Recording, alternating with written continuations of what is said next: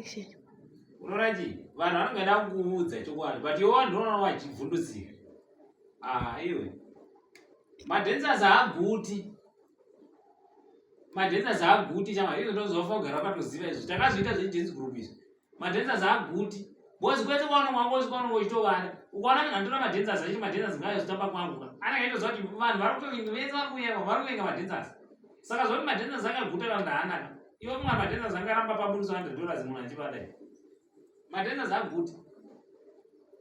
Chandakangokuudza chamwari ka ina handi vanoka zvakugara ndizvo but ndoda kungokuudza hwangu tu usati vanhu vachikunyarara paya vanenge vachiona chitoita ini mukadzi wangu ini mukadzi wangu unotozoda vanenge vachingonyarara bhozi vanenge uri kuwadza kutaurisa chimbopa vanhu mukana kuti vambotaurawo kuti vakomana muri kuonawo sei hama yenyu mudzimai muri kumuonawo sei vanhu votaura but iwe kuti hai mukadzi wangu manje ini akatohura todaiso iye achivainhu achitoziva kuti haari kutohura vanokuudza sei kuti tsana pakaipa iwe usawanza kutaurisa pamusoro pemukadzi wako ngeuri nesecurity yakawandisa pamusoro pemukadzi wako usaisa security yakawandisa kuvanhu.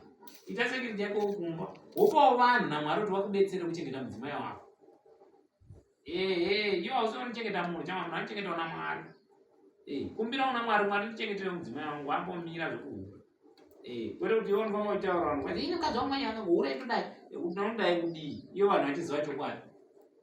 Iwe ndakabvunza machemberesi anokuudza kuti hapana zvaumbotaura. Madhensasi haaguti chamwari madhensasi haaguti. Akaenda kubhulawayo anenge achitodiwa kubhulawayo akaenda kwamurombedzi vanenge vachitomuda akaenda kugoko akauya kuno goko kuno tinotomudawo. Saka iwe usambomadudza vanhu kwanzi ini mukadzi wangu ane akazodai regenzi chimabvunzawo vanhu vakomana takaita sei kana mukadzi achidai kana zvikadai tozvidii kwete kuti iwe unongoita kuti wakangwara tongokuregazvo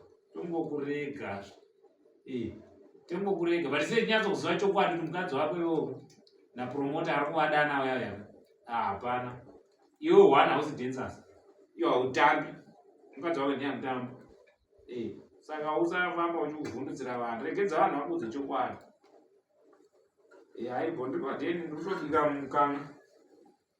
mukana unoziva mukana ndovandiri kubika chibage chatoibva unosvika pfuura napo handipana pane mambokunyima mukomana aenda kuchikoro mbundo ari pachikoro pake pavandabvisa iribo